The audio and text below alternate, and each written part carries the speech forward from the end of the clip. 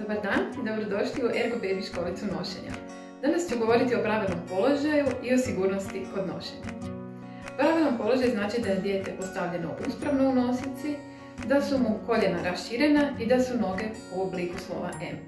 Nosika koja je kvalitetna i koja je ergonomska za dijete podržava njegove noge od koljena do koljena, dakle dovoljno je široka.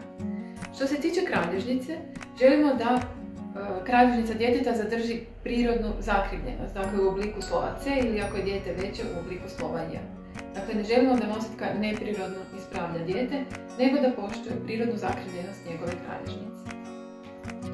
Kada govorimo o sigurnosti, najvažnije je da u svakom trenutku spuštanjem pogleda prema dolje možemo vidjeti lice djeteta.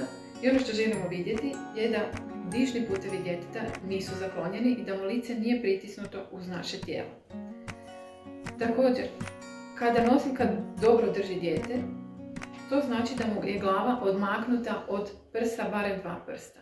Ako djetetu padne glava na prsa, onda mu može biti otežano disanje. Zato je važno da kada je dijete u nosici, da kada ga pritisnemo, da se ono ne može ispraviti, nego da ga već nosilka drži dovoljno dobro pritisnutog uz naše tijelo i uz pravilno.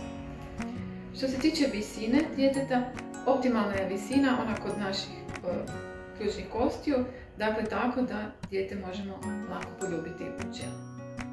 Za roditelja je važno da nosiljka pravilno raspoređuje djetetovu težinu na struk, na kukove i na oba ramena.